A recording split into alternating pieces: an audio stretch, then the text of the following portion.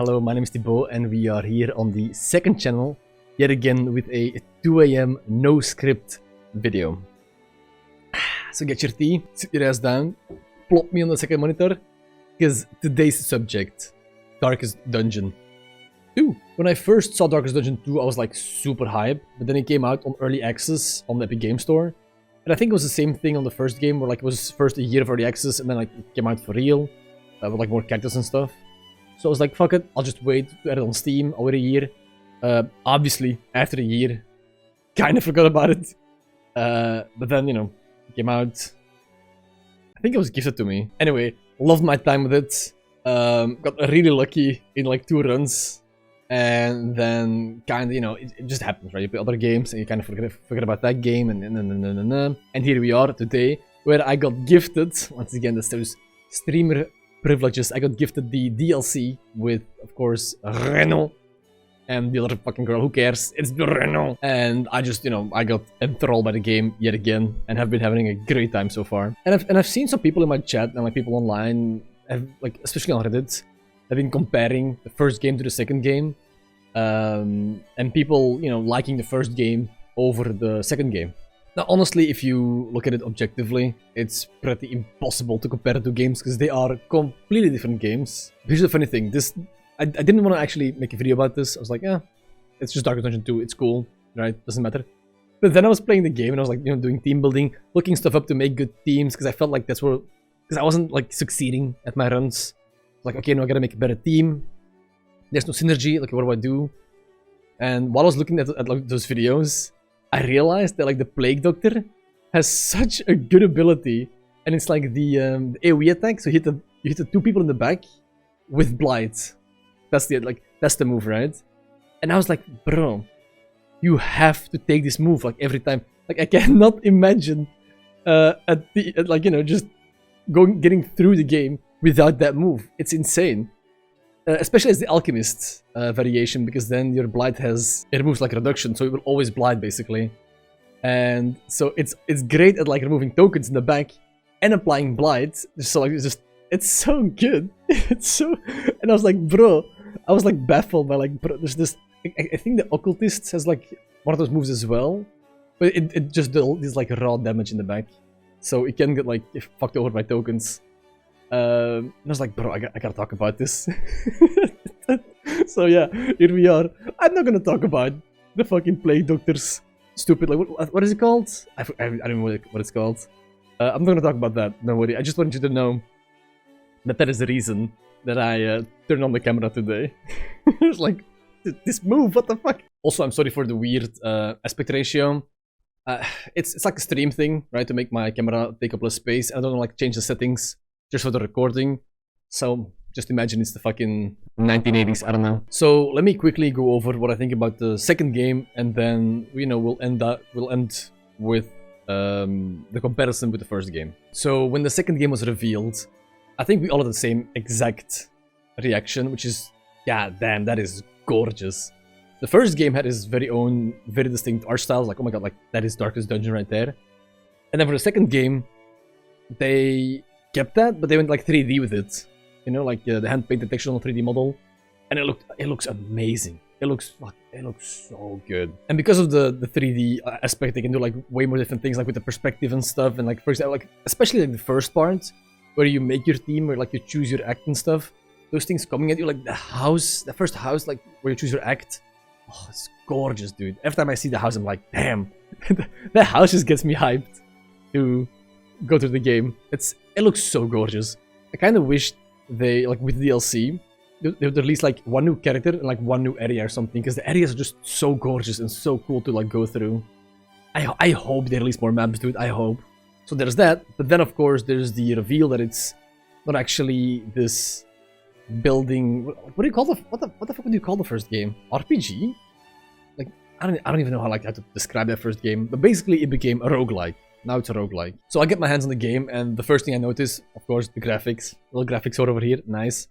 But also, it's the when you hover over the abilities, the characters take these poses depending on the ability, right? What do you call it? Like cocking a gun, prepping themselves basically for that move if you're gonna do it. And just like that detail, I was sold. I was like, oh my god, gorgeous.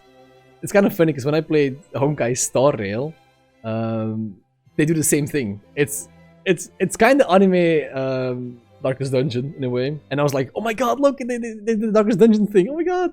And then of course, it's just a cash grab. It's not even a game. It's like an animated slot machine to suck money out of you with like anime. So that sucks. Genshin Impact and Honkai Star Rail are both like, I love those games, by the way. Like the gameplay I actually really like. It's everything else that just sucks. But that's actually a great video idea to talk about those two. But I digress. And I drink tea. So yeah, gorgeous game. The impacts are great. A lot of text though. Like I think it's kind of annoying. Like just how much text and symbols and like math that's going on. Maybe some people like it. I think it's like a bit too much. Like I love, like min-maxing my team and just like making sure everything fits, everything's right. I love it. But in this game, it kind of feels like you don't see the vision immediately. Like usually like a character has a vision, like, oh, he wants to do this, right? He wants to attack this, then like go back, do that. Like there's something going on there. But you don't get the feeling at all with this game. It's just they have a bunch of abilities, they have a bunch of variations, like they can which changes their abilities, and go for it. And I have to admit, my brain is either too small or too smooth, or it's so fucking hard to make like a decent comp. So hard. So the second thing I immediately noticed was the HP and like the negative tokens you get, right? Like the bleeds and the blights and the blinds and whatever. In Darkest Dungeon 1, between fights, those would carry over, right? You bleed, doesn't you win the fight, doesn't matter. You keep walking, you keep bleeding, you keep taking damage. With this game, after a fight, you lose all negative stacks, and then you even heal. By just walking, you heal. So obviously, I was like, what is this game for pussies? And that is the first comparison between the 1 and the 2. I do think the second game is way more forgiving. It's not necessarily easier, because, like, bro, I got like, what, 50 hours in it? I still haven't beaten the third act. Can't do it. And to be honest, I only, like, locked out of the second act, because I think it was like, I mean, I made a video on this. I'll put it in the fucking, what is it called? Like one of those things on top. And I'll put it in the description as well. The link to the video. Great video, by the way. As I do. But yeah, like I said in the beginning, I don't really have that much to say about Darkest Dungeon 2. I love the game. It looks gorgeous. It plays like a lot of fun. The roguelike element gives you... But this is once again... I'm getting ahead of myself. I keep wanting to compare to the first game, right? Because the roguelike thing, I like it. Because it's like... You can have these sessions, right? Especially like the first act. It takes like maybe an hour and a half, 2 hour tops. Depends on like how slow you take it.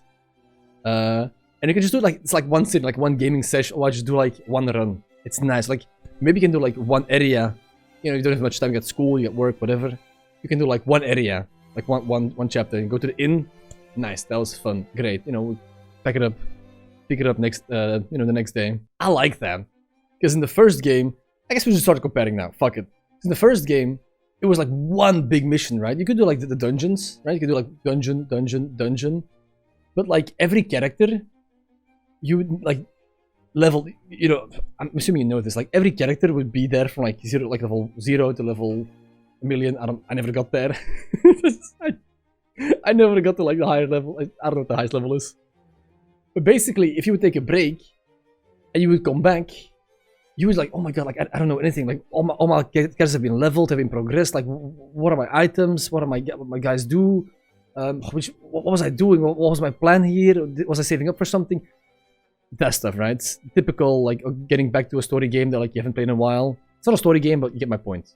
Whereas with this game, every session you can like break it up in like smaller parts, but like you start again, right? Even if you get to the end, you start again. You start fresh. You get the guys again. You can choose your abilities again, like everything, it's all new, every time. And that makes it so much easier to like pick up. And I get it, right? I get it. You have less attachment to the guys, there's no permadeath. I mean, there is for like per session, but like, in the grand scheme of things, you don't really like see the characters grow as, like level-wise. You can get the memories, but it's not quite the same. I get it 100%. But from a casual standpoint, it's so nice just be able to like jump in that game and like just have fun in a game, or like do one act, or like do like 2 zones. I think it's great. And I think people gotta realize that Darkest Dungeon 2 is not Darkest Dungeon 2. It's a new game. I think it's too different to call it like Darkest Dungeon 2. It's like Final Fantasy fucking 7 and Final Fantasy 16. It's like they're different games. And I know it's a weird, it's kind of like a weird comparison because this is like, you know, the same universe, obviously. But it's also obviously a completely different game. So I think it's unfair to be like, oh, you know, I understand you can have like a preference, but I wouldn't say like, oh, one of them is better. They're just two different games. And I just happen to like the second one better because it fits more with my playstyle, which is just like, you know, I'm all over the place, obviously. You know, I play 20 hours of games a day. 19 of those are League nowadays. I just got done with like a League stream, like a 5-hour League stream. And I ended up in the exact rank that I started. So, I'm fucking losing it. But once again, I digress. Darkest Dungeon 1 and 2, completely different games. But here's the thing, I think Darkest Dungeon 1, especially, holds up amazingly. It's got 2D art. I don't think that this art will ever, like, get outdated, because it's stylized art. It's not like 3D graphics with, like, shitty textures. It will always be there, it will always be amazing. If you like that game, go play it. And I understand that, like, you might have been kind of annoyed, because you wanted, like, more of that. And then you got a completely different game, you know, fucking 5 years later. And I get that. That sucks. But that doesn't diminish the fact that Darkest Dungeon 2 is also an amazing game. So if you haven't played Darkest Dungeon yet, you've got a choice. You either play the first game, which is, I think, a little bit more hardcore, a bit more punishing, right? What do you call it? Like an RPG? What do you call this game? There must be a name for it. An RPG? It's just an RPG? I don't know. The second, or the second game, which is, of course, the roguelike. What the fuck do you call the first game? Whatever. That's somebody's gonna tell me in the comments. Like I said, I didn't have much to say about this. I just wanted to let people know that the second game is great, and I love it.